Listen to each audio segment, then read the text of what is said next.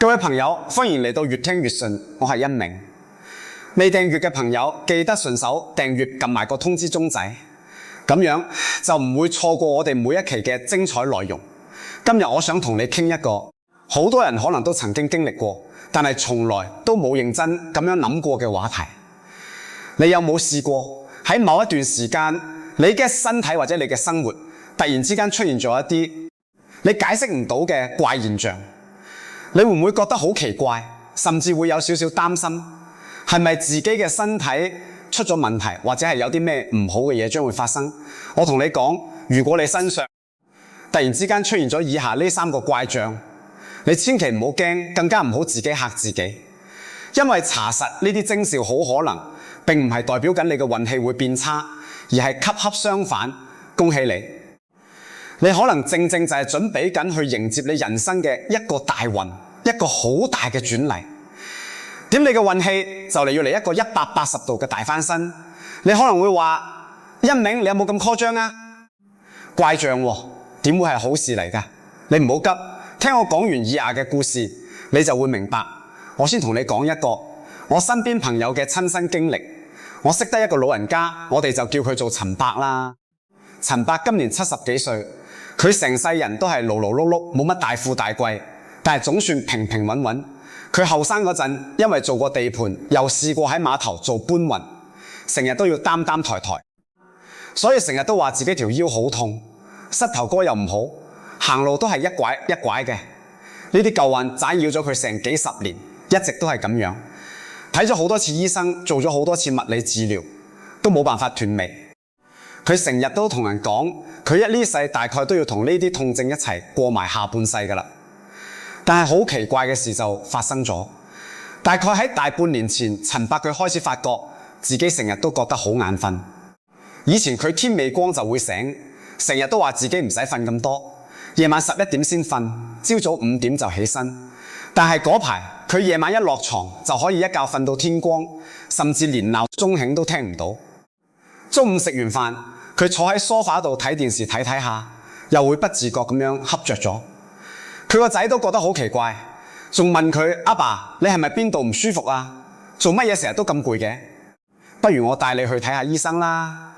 陳伯自己都覺得好唔妥，仲走去俾醫生睇過，做埋身體檢查，抽咗血，照咗心電圖，醫生話佢乜事都冇，血壓、心跳全部正常，可能只係天氣轉變，個人容易攰啫。更加奇怪嘅係，冇幾耐之後，佢同擾咗幾十年嘅嗰啲腰酸、背痛、膝頭哥痛，竟然喺冇乜特別治療嘅情況下，慢慢咁樣減輕咗。以前佢上落樓梯一定要扶住個扶手，一步一步慢慢行，仲要停低唞幾次。但係嗰排佢竟然可以唔使扶都行得好順暢，連拐杖都唔使用。有一日佢仲好開心咁樣，自己一個人行咗去街市，買咗一大袋餸返嚟。佢自己都覺得好不可思議，仲同啲街坊講笑話，唔通我真係越老越強壯，定係我變咗做武俠小說入面嗰啲高手，打通咗任督二脈？就喺呢個時候，佢身邊嘅人同時都開始出現咗一啲微妙嘅變化。以前好少聯絡嘅老朋友，突然之間會打嚟約佢飲茶，話好掛住佢，想同佢抹下舊。佢個孫仔平時黐開媽咪，嗰排竟然成日都主動走去黐住佢，要佢講古仔，仲話爺爺講嘅古仔最好聽。就連佢個新抱平時對佢都係冷冷淡淡、客客氣氣嘅，嗰排都突然之間對佢好咗好多，主動話要帶佢去放新衫，仲問佢有冇啲咩嘢想食，佢話俾我聽。佢成個人都覺得好似發緊夢咁，點解突然之間成個世都對佢咁好？冇幾耐之後，陳伯屋企就發生咗一件好事。佢個仔工作咗咁多年，一直都係一個小主任，成日都話自己冇乜同升機會。突然之間公司有個大項目，老細竟然點名話要升佢做經理，人工仲加咗一大截，成家人都覺得好開心，好似突然之間所有好運都一齊揾過嚟咁。後尾陳伯回想起呢一連串嘅事，先至發現原來之前嗰啲怪現象正正就係好運降臨之前嘅一啲好微妙嘅預兆。佢同我講：恩明，原來個天要俾好嘢你之前，係會先幫你執翻好個身體，再幫你安排好啲人際關係，最後先至將個大禮物送俾你。你話呢個世界係咪真係咁神奇？與其話係神奇，不如話係我哋嘅身心狀態同我哋嘅運勢係息息相關嘅。當你嘅運氣就嚟要由低谷反彈，準備迎接一個新嘅高峰嘅時候，你嘅身體同行為往往會喺你不知不覺嘅情況下，首先發出咗一啲信號。你嘅潛意識係比你自己更早知道好事就快降臨。好啦，我哋而家就開始同你逐一拆解，身上突然出現邊個怪象係代表緊你準備要行大運。第一個怪象，你突然之間變得特別容易眼瞓，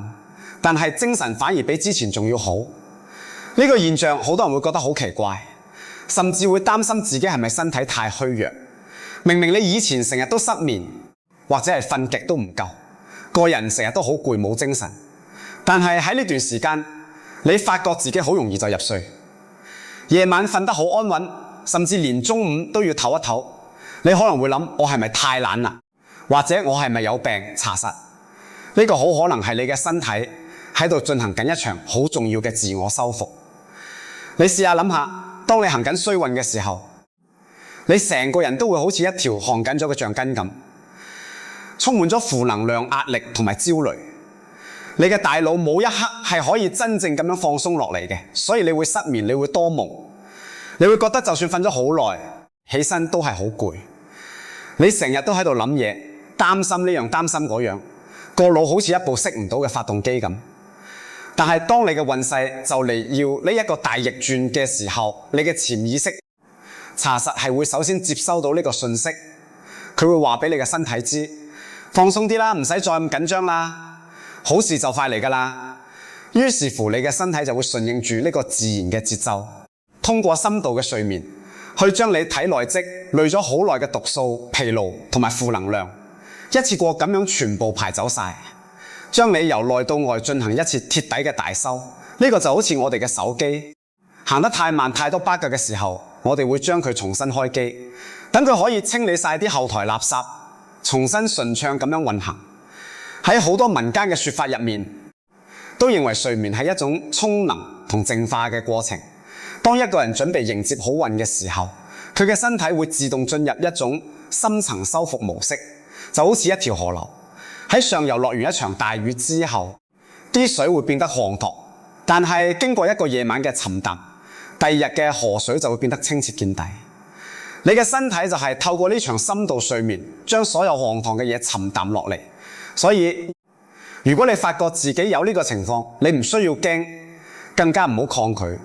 你需要做嘅就係順應你身體嘅需求，俾自己足夠嘅休息，千祈唔好係咁樣飲咖啡或者濃茶去提神，咁樣反而會打亂咗你身體呢一場重要嘅重啟工程。你要相信，當你嘅身體完成咗呢一場深層嘅修復之後，你就會以一個煥然一新、充滿能量嘅狀態去迎接接踵而嚟嘅好運。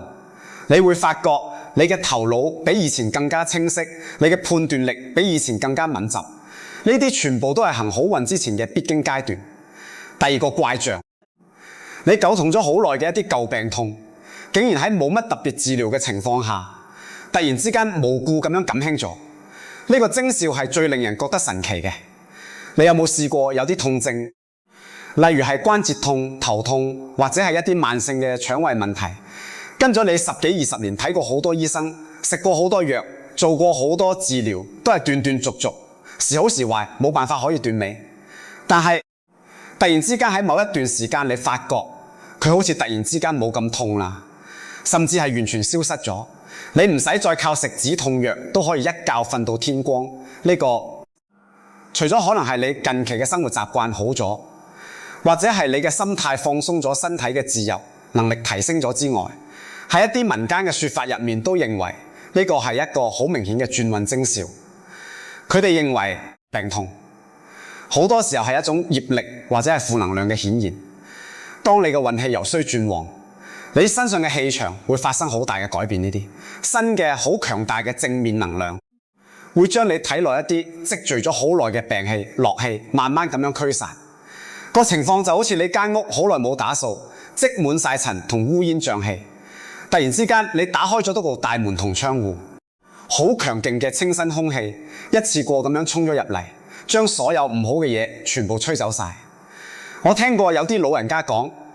佢哋喺中咗六合彩或者係突然之間發咗達之前，擾咗好多年嘅偏頭痛，竟然冇啦啦好返。又聽過有啲朋友喺升職之前嗰幾個月以前成日都胃痛，突然之間就冇晒事。呢啲我哋冇辦法用科學去完全解釋，但係佢哋又確實咁樣發生過。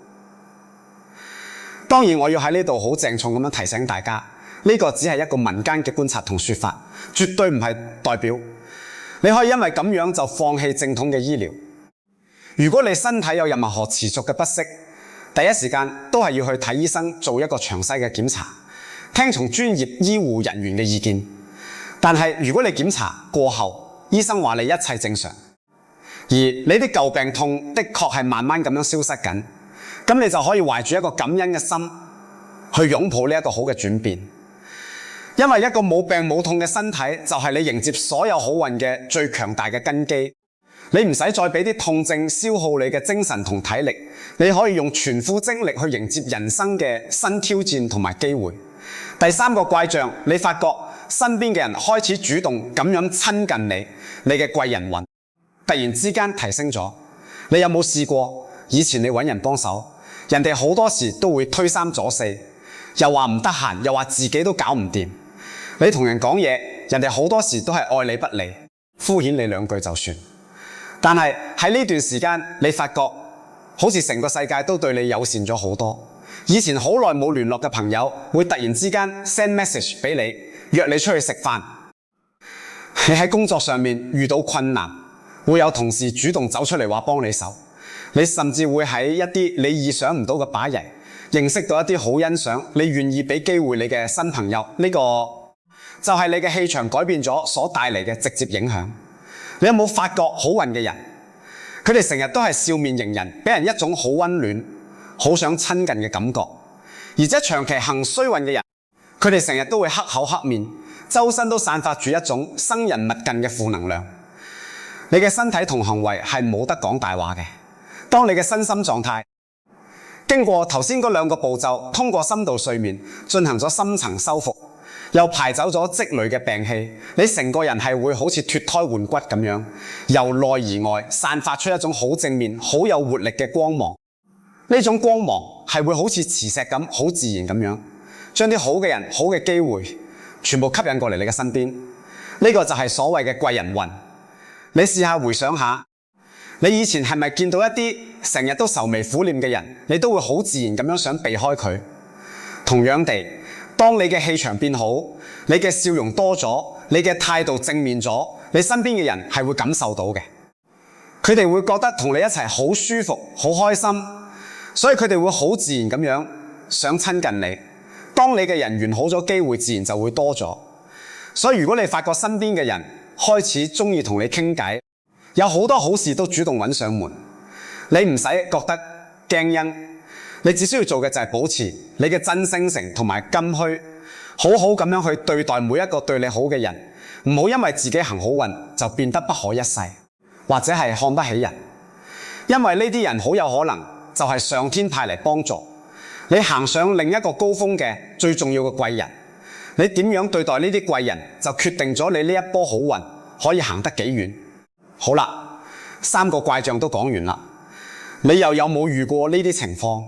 其實講到最後，我想同你分享一個好重要嘅心態命理或者運勢呢樣嘢，查實一啲都唔虛無真的。佢好多時候就係透過我哋嘅身體、我哋嘅精神狀態去話俾我哋知，我哋而家嘅人生究竟係行緊去邊一個方向。與其成日喺度擔心自己行衰運，不如靜落嚟，好好咁樣聆聽下你嘅身體，佢想同你講啲咩嘢？佢係咪話俾你知佢需要休息？佢係咪話俾你知你嘅某啲生活方式需要改變？記住我呢句說話，運勢嘅轉變唔會係一朝一夕嘅事，佢往往會首先由你嘅身心狀態靜靜雞咁樣同你透露端倪。當你能夠解讀到呢啲信號，並且順應住佢，好好咁樣去調整自己嘅生活，你就唔會再係一個俾命運隨意擺佈嘅被動者，而係一個可以掌握到自己人生方向嘅聰明人。最後，我想俾幾個好簡單嘅建議你。第一，由今日開始，好好咁樣留意你身體嘅變化，唔好忽略任何持續嘅不適，有需要就一定要去睇醫生。但係都唔好成日都自己嚇自己，將一啲正常嘅生理反應當成係大病嘅先兆，令到自己成日都活在恐懼之中。第二，保持一個規律嘅作息，早睡早起俾你嘅身體有一個好好嘅機會去進行自我修復。一個充足嘅睡眠係你應付所有人生挑戰嘅最基本嘅燃料。你唔好睇小睡眠呢件事，佢係你所有精力嘅來源。第三，當你發覺身邊開始有貴人出現嘅時候，你要學識感恩同珍惜，主動咁樣去同佢哋保持聯繫，唔好覺得呢啲係理所當然，或者只係自己嘅運氣好。你要用你真誠嘅態度去回報佢哋嘅善意，咁樣你先至可以將呢份好運延續落去。呢個世界冇人係有忌諱要對你嘅，人哋對你好，你要記住要感恩。最後，心存感恩係延續好運嘅最好方法。你每日可以喺心度或者用紙筆記低一件今日發生過令你覺得開心或者值得感恩嘅小事。當你嘅心充滿住感恩嘅正能量，你好難會再行衰運。講到最後，我想同大家講，人生呢條路有起有落，係好正常嘅。我哋唔需要喺運氣好嘅時候太過興奮、太過聳張，亦都唔需要喺運氣唔好嘅時候太過氣功、太過消沉。學識觀察自己，聆聽自己，順應住生命嘅節奏而行，你就會發覺，無論係順境定係逆境，查實都係一場令到你變得更加好嘅修行。最後，我想問下大家，你又有冇試過喺行大運之前出現過一啲好特別嘅徵兆？歡迎你喺下面嘅留言區分享你嘅親身經歷，俾我哋一齊交流下。如果你覺得今日嘅內容可以俾到你身邊嘅朋友一啲啟發，記得將呢條片分享俾佢。我係一鳴，我哋下一集再見。